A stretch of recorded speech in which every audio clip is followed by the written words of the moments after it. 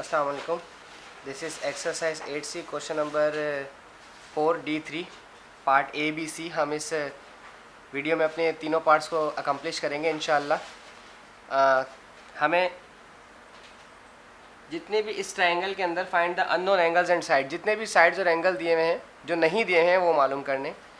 पहले पार्ट में angle A दे दिया है 92, यानी कि सिर्फ एंगल ए पता है, सी और बी नहीं पता। अभी मुझे पहले एक एंगल मालूम करना पड़ेगा। जब एक और एक दो एंगल मालूम हो जाएंगे तो 180 से माइनस करके सी भी मालूम कर लेंगे। आपको दो साइड्स गिवन है, बी साइड गिवन है और एंगल और साइड ए गिवन है। अच्छा, हम अपने पहले फार्मूले को लिख लेते हैं। फार्मूला बहुत आसान है, इसका होता है ए अपॉन साइन ए। चूँकि मुझे यहाँ दोनों चीज़ें पता है, मुझे साइड ए 15.3 भी पता है और साइन एंगल ए 92 ये भी पता है। अब मैं जो दूसरी गिवन साइड है उसको लूँगा। अगर सी गिवन होती तो सी अपॉन साइन सी लेता, बी गिवन है तो बी अपॉन साइन बी लूँगा। इससे फ़ायदा क्या होगा, मुझे ये वैल्यू गिवन है, ये वैल्यू गिवन है, ये वैल्यू गिवन है, साइन बी मुझे मालूम हो जाएगा। मैं जो जो वैल्यूज़ मुझे गिवन है वो मैं इसमें पुट कर रहा हूँ। ए की वैल्यू है दिस इज़ 15.3, साइन ए हमारे पास साइन है हमारे पास 92 degree is equals to B हमारे पास है 6.93, हम 6.93 लिख देते हैं।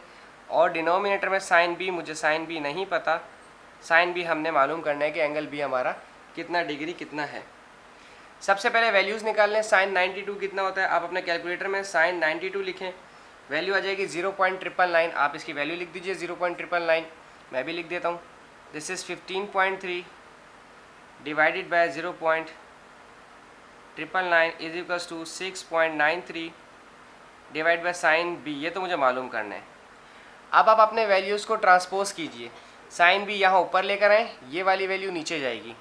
साइन बी में ऊपर ले आया और 6.93, ये जो वैल्यू थी 15.3, ये डिवाइड हो रहा था मल्टीप्लाई करेगा, ये मल्टीप्लाई होगा तो नीचे आके डिवाइड करेगा। दिस इज़ 15.3 यहाँ आ जाएगा।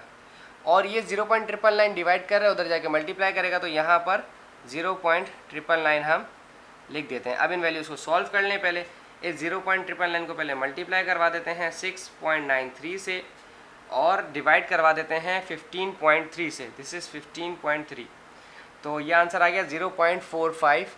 ठीक है जनाब, this is sine B is equals to 0.45। अब आपके पास साइन एंगल बी आ गया है। आपको सिर्फ अगर एंगल बी मालूम करना है तो आप अपने साइन को यहाँ से हटाएं बी के पास से, और यहाँ 0.45 के पास जब लिखेंगे तो इन्वर्स में लिखेंगे। तो B equals to sine inverse. आप सबको पता है कि ट्रिग्नोमेट्री रेशियोस एक साइड से दूसरे साइड पे जब भी कभी भेजते हैं तो आपका ट्रिग्नोमेट्री रेशियोस इन्वर्स हो जाता है, डिवाइड में नहीं लिखा जाता। अब आप साइन इन्वर्स निकालें। आप अपने कैलकुलेटर में शिफ्ट का बटन दबाएंगे। शिफ्ट का बटन दबाने के बाद आप जब साइन का बटन दबाएंगे तो -1 लिखा हुआ आएगा और फिर 0.45 प्रेस करके इज इक्वल्स टू का बटन दबा दें।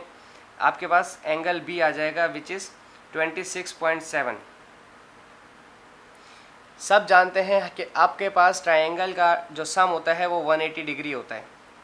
180 डिग्री में से एंगल ए मुझे पता था which is 92 degree, angle B मैंने अभी मालूम कर लिया विच इज़ 26.7 डिग्री। तो रह गया बकाया मेरे पास एंगल सी। एंगल सी के लिए 180 डिग्री में से इन दोनों को माइनस कर दें। हम इसमें से 180 डिग्री में से पहले 92 माइनस करेंगे, देन हम 26.7 माइनस करेंगे तो आंसर आएगा 61.3। तो एंगल सी आपका है, एंगल सी है आपका 61.3 डिग्री।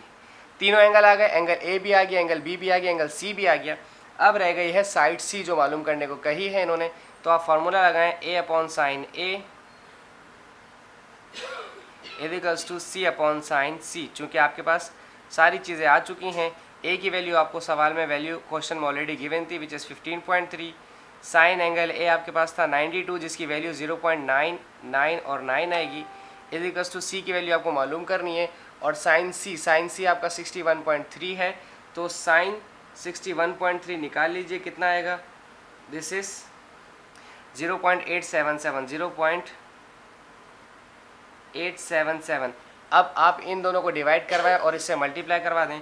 मैं इस 0.887 को पहले मल्टीप्लाई करवा रहा हूँ वहाँ भेज के, दिस इज़ 15.3, और फिर हम इसको डिवाइड करवाएंगे 0.99 और 999 से। ये आ गया 13 तो सी की वैल्यू आ गई 13.44 समथिंग आएगी आपके पास।